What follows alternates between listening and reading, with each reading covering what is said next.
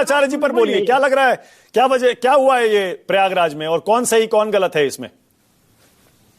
मानक जी, सबसे पहले आपके चैनल के माध्यम से तमाम देशवासियों को, आपको और को पैनलिस्ट को मैं गणतंत्र दिवस की हार्दिक शुभकामनाएं देती हूं।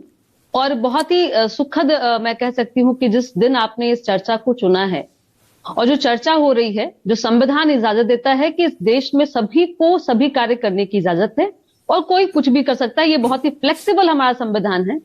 लेकिन मेरा मानना है कि मैं अगर इस देश की नागरिक हूं तो मेरा अपना एक स्पेशलिस्ट है कि मैं राजनीतिक व्यक्ति हूं, मैं राजनीतिक विषय पे कहूंगी, सामाजिक चर्चाओं पे मैं शामिल होंगी। धर्म मेरा विषय नहीं है और ना ही मेरी पार्टी के लिए कभी भी ये धर्म और जो सत्ता होता है उसको इक्विवेलेंट नहीं करते, क्योंकि हमारा न्याय के साथ विकास का एजेंडा रहा है। न्याय के साथ विकास मतलब होता है कि संविधान के तहत सभी को इक्वल न्याय मिलना चाहिए, चाहे वो किसी धर्म का हो, किसी के भी बीच में डिस्क्रिमिनेशन नहीं करते।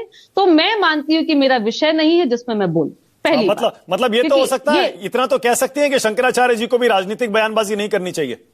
मैं वही कह रही हूं कि जिसको जो विषय जिसको सूट करता है। अब पेट का इलाज कराने हम आंख के डॉक्टर पास चले जाएंगे तो फिर मुझे लगता है कि एक नई बीमारी के हम शिकार हो जाएंगे। इसलिए जो बीमारी है उसी के स्पेशलिस्ट के पास जाया जाए, उन्हीं को वो काम अच्छा लगता है जिसके हित में वो कार्य है और जिसने उसमें मास्टरी कर रखी है। तो मेरा एक तो है कि विषय जो सामाजिक मैं कार्य करता हूं और मैंने पीएचडी साइकोलॉजी से की है, तो मेरा धर्म के बारे में बहुत ज्ञान नहीं है, इसलिए मैं किसी के बारे में काम करिए। 18 जनवरी को जो प्रयागराज में हुआ उस पर बता दीजिए, राजनीतिक और प्रशासन के लिहाज से बता दीजिए, क्या सही था शंकराचार्य को रोकना वहां पर वीआईपी स्नान के लिए? जब संगमनोस की तरफ वो जा रहे थे, पालकी के साथ रोकना, फिर उन्होंने बैरिकेड तोड़ दिए, उनके शिष्यों ने, ये बताया गया, फिर उनके शिष्यों की पिटाई हुई, उनको घसीटा गया, इसमें कौन सही था? नहीं, देखिए, मैं फिर कह रही हूँ मानक जी, वो क्योंकि वो एक धर्म गुरु हैं और धर्म उनका कार्य है, तो मुझे लगता है कि जब किसी चीज के लिए सामूहिक रूप से आमंत्रण मिला है तो सभी को इजाजत है और सभी को सम्मिलित होना चाहिए था। इस तरह की चीजें नहीं होनी चाहिए, एक बात।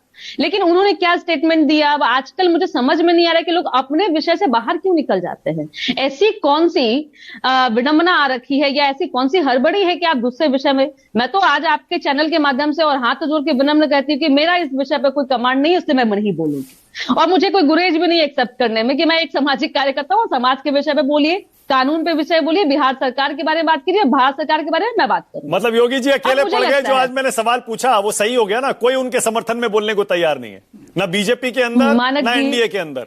मलूक नागर बोल रहे हैं बच बच के बस। नहीं, बीजेपी के प्रवक्ता क्यों नहीं है मुझे नहीं पता। आपने मुझे और आपके जो मुझे आमंत्रण मिला है इस विषय पे मिला है।